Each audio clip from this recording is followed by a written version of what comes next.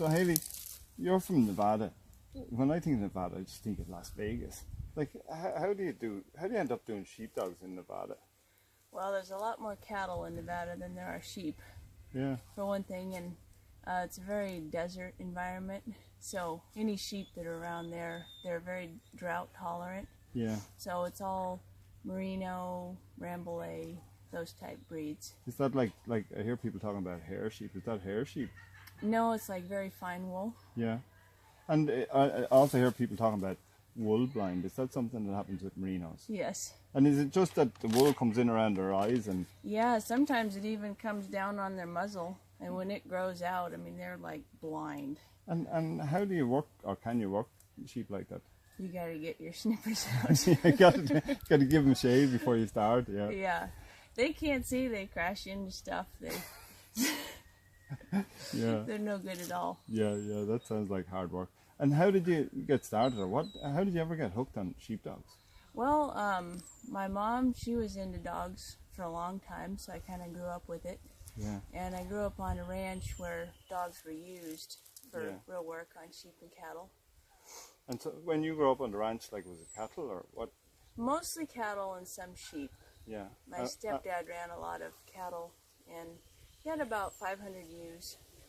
And all fine wools. Did you work on that then before dogs? Yeah, I was the dog. So you had stock sense. You grew up with that kind of stuff. Yeah, and I'd get in trouble if I chased the sheep too much. Oh yeah. So you got to have your dogs working nice. I had to work nice. Oh yeah. And so no dog. Who did? Oh yeah, you had to work nice. Well, that's the best way to get stock sense. Yeah, the hard way. And so then, when you got interested in dogs, where did you go? Like, I got a book. I started with a book. How did you start to get informed about how to work them? My stepdad was good with the dogs, and he'd used them a long time, and he used to trial, like back in the 70s, like with the old timers in this country. He'd trial a bit, and he bought dogs from Arthur Allen, who imported a bunch from Great Britain. Yes. A lot of the good old lines. Yes. And so he got me going, and I went to a few clinics to watch, and Patrick Shanahan clinics, a couple of those, and then I just kind of learned along the way myself. Yeah. And is there anybody, like I've seen the way you handle it, and is there anybody who you think influenced the way you like to work dogs? I think a lot of what I'm influenced by is I want to see stock handled properly, because I've really grown up with raising livestock for, that's the livelihood.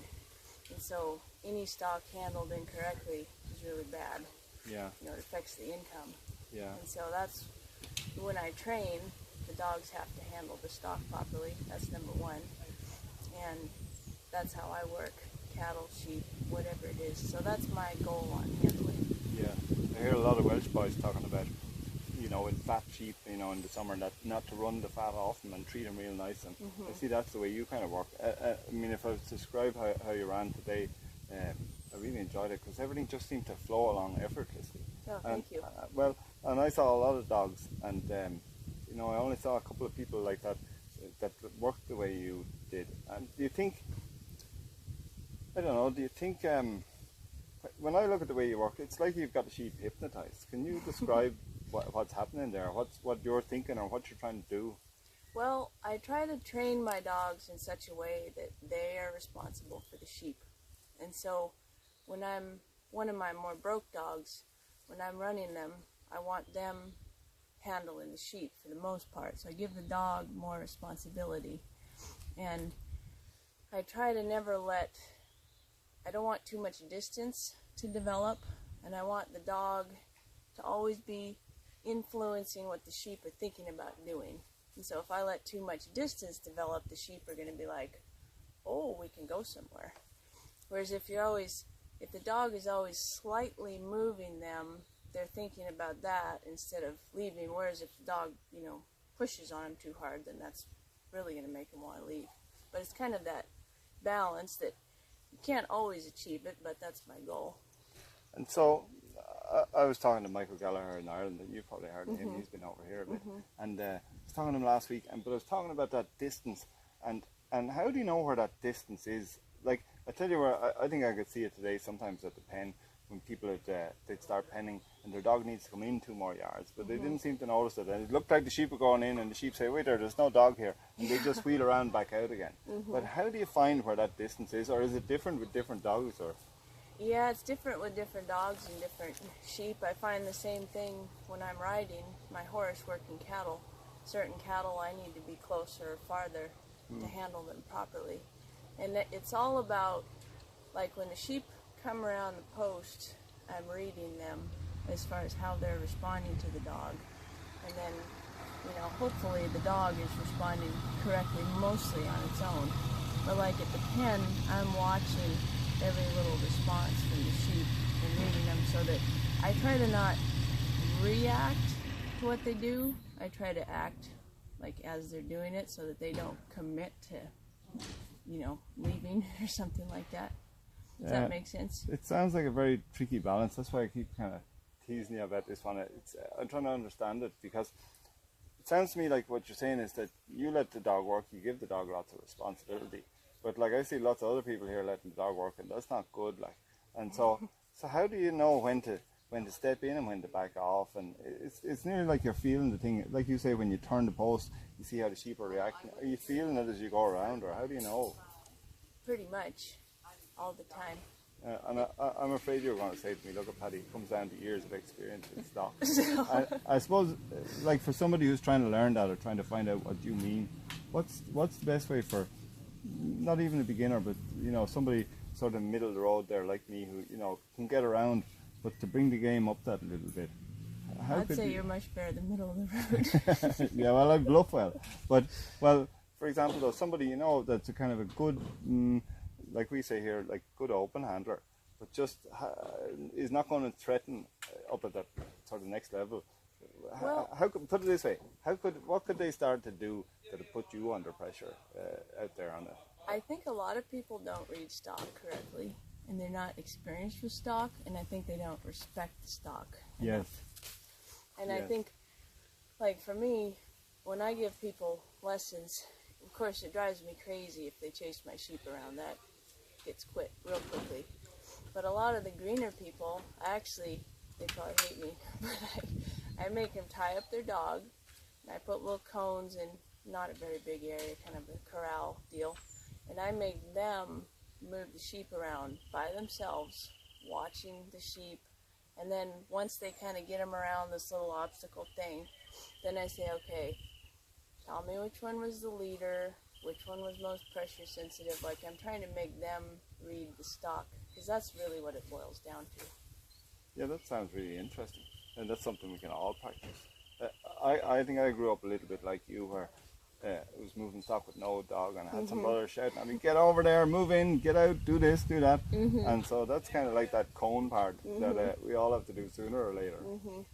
Or like when I was young and I'd be bored, which you are when you're a kid, if the sheep were like in a corner, I'd see if I could walk one out and see how far I could walk one away from the others. Myself on foot, no dogs. And then pretty soon they want to get back to the group. But if I tried to step over and block it, they beat you. Yeah. But if you turn around and walk towards the other sheep, they stop. Yeah. Little stuff like that.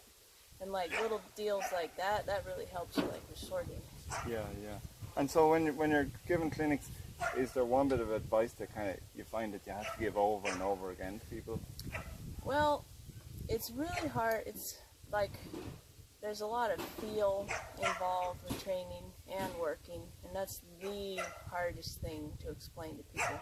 Yeah, because I see a lot of people that come from obedience and agility, and they really get, they're good trainers, but I don't know how you convey that other bit that you're talking about. It's like when to apply more pressure to the dog, when to take it off, and it's the same thing with the sheep.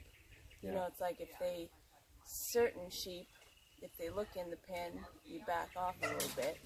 That makes looking in pleasant.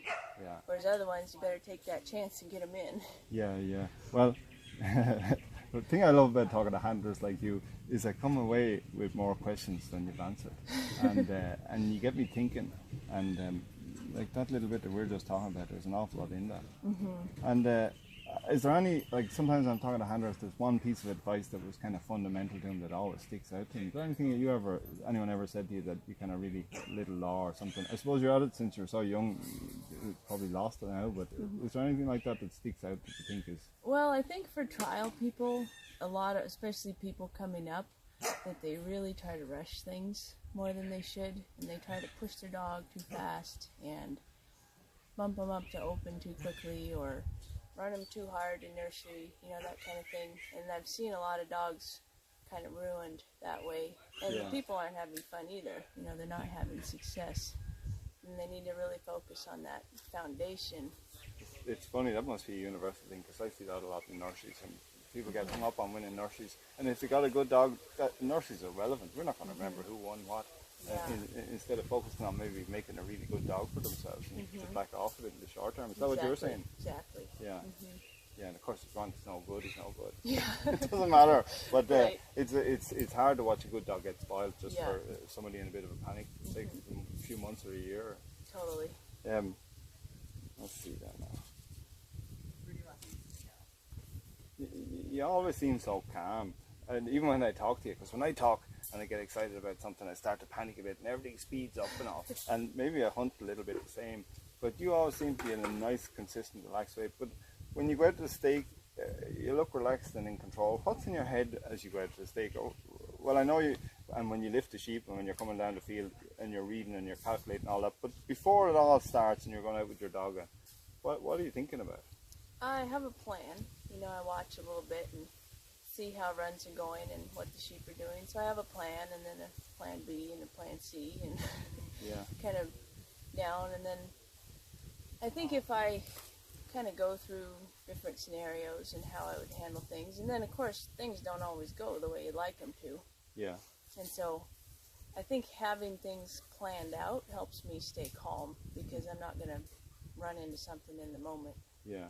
Yeah. That I haven't thought of. And of course it happens, but you can lessen it to a degree. Yeah. And where we are, I'm always thinking about the international. You know, that's always the big thing every year, the big event. Over here, what are the big things for you, or what are trials that you want to be involved in, or ideally, you know, that you'd like to win as a handler over here in the US? The national finals, that's our big thing. It would kind of be like your international. Yeah. And that's the thing you're kind of working up to all the time? I think pretty much all the open hammers, that's their goal. There's some big trials over here like Meeker, the Bluegrass, Soldier Hollow. Those are all big trials with big payout that everybody'd like to win, but the national finals is a nice title. Yes, and it's a nice one when you, like all these titles, when you get them, you have them. Yeah. And so there seems to be a big variation in sheep. So we're talking about wool-blind sheep, and then I hear a lot about range sheep, and then we had these commercial sheep today, which were quite nice, I thought. But what kind of qualities are you going to need what kind of qualities do you think you want for a dog that hopefully you can make it the whole way with? Yeah, range ewes are a little bit tricky to work, because being that a lot of them are slightly wool blind, and they're very, you could probably classify them as feral kind of sheep. They're all in bands. That's how they're managed. And a band is 1,000. I don't know if you guys have that same system. No. And so most of them are lambed outside, so they're never worked in small groups. And so when you get them in a small group, 4 or 5, whatever the trial is, they really want to escape. Yeah. And so, and like these, like you flank over a little bit, they turn, because they can see behind them really well. Like, little flank, they move. Well, the range ewes, they decide they're going to run somewhere. And you got to like come all the way over here and catch them to catch their eye. Like, you got to get farther forward on those for them to see. And then they're going to shoot off another way, and that's where you really need clean reverse flanks. Yes. So you got to be like hauling this way, and then as soon as they turn, you better have a clean reverse, like no stop in between. Whip over here and catch them here, and that can line them out. Oh, yeah. Whereas like these kind of sheep, they respond totally differently. You don't need that type thing. And can one dog do it all, or do you need a certain kind of dog if you're going to be trialing on range sheep a lot? A good dog can do everything. That's what I was hoping you'd say. Yeah, that's really good. The range ewes, they don't like a dog with a lot of eye. I hear that. Yeah, a dog that's a little bit more upright, a little freer moving, they're not as threatened by. And I think that's because, you know, they're out on the range, hence range ewes. And so like coyotes, Stalking them. they sneak up on them, and so I think they're extra threatened by that. And if your dog has got a lot of eye, can you compensate it by working it out wider? Or it's like you say with clean flanks, will that help you? Yeah, you can't work range ewes too far away either. They're a real tricky balance. In my opinion, they're the hardest ones to work. Yeah. Because they shoot off, and then the next thing they do is they whip around and fight. Yeah. Like, you can't catch their eye too many times, or else pretty soon they're going to stop and they're going to kaboom on your dog. Yeah, it's over then, no matter. Yeah. But if you do have a dog with a lot of eye, you need to have them really clean about letting go of that eye when you ask them to. Yeah. And so when you say like really clean about letting it go, like on a flank that he turns his head out and, and he keeps nice and clean around it. And when you reverse him, then that he's on that same distance and balance. Follow his same tracks back. Yeah. Ah, really good. But it sounds like range ewes they'd be good for any of us to train on, really, because our dogs would have to work correctly. If we could work range ewes, we'd have our dog trained well. Yeah, there's a lot of dogs, they're just not strong enough for them, number one. Like those range ewes, they're going to whip around and look at them. Yeah. And a dog that stops, even for a minute, like it builds the sheep up. Whereas one that just walks in like calm, the sheep, most of the time they'll just turn around and move. Yeah. Oh yeah, so if the dog hesitates, he's kind of done. Like he just needs to be good and straight up about it, and he'll be okay then. Yeah, and that'll really sort dogs out. Yeah. And I always buy cull range ewes to train on, especially young dogs, because I want to see young what they're going to do when those ewes put that kind of pressure. Yeah. And I just go to the sale barn, buy fresh ones, and when they get broke, I sell them. Yeah. Because once they're broke, they're more like normal sheep. Well, I think we should all do that. Even I was saying that to a friend of mine, his sheep are really dog broke, and I said, look, you just need to buy sheep 2 months and sell them. If you lose a few pounds, what about it? You're getting good training sheep. Exactly. Yeah, that's what I do, because like buying yearlings are way too expensive. I mean, they're like $320 a head. Yeah. But the culls I can buy anywhere from like 90 to 130 a head. So I always have about 20 of those. And they're not going to depreciate too much either, I expect. No, they're pretty good. And so this weekend here, we don't want to forget, you sort of cleaned up there. You won everything on everybody. I'd say they won't want to see you back here for a while. But it was a good weekend. And, hold on for a second. I hope we didn't have you out there for too long. You're on the edge a little bit. No. But you enjoy your weekend up here in Oregon? Oh, very much. Yeah. When I used to live closer, I'd hit all these Oregon trails because I really enjoy these sheep. Yeah. Now where I live, I'm all down like range ewes or hair sheep, which are totally different.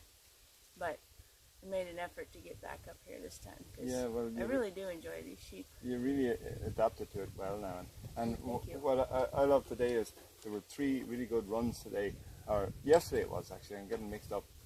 Yeah, yesterday. There was 3 really good runs, and it was nice because Maggie McClure ran in the morning, and then you ran in the afternoon, and then we had another run in the evening, and they were all top runs, and it just showed people that despite some less than good runs, it was always possible to put up a good run if your dog was trained correctly, if you could work your dog well. So that was very nice to see. But and so you've got to drive all the way home back down to Nevada, and so listen, thanks very much for hanging around to talk to us. Oh, and I appreciate this. Yeah, and very much. Yeah, because like you have a long drive ahead now, and it's been great to talk to you. So thanks very much, and Thank really you good very to much. meet you. Yeah, really nice to meet you too.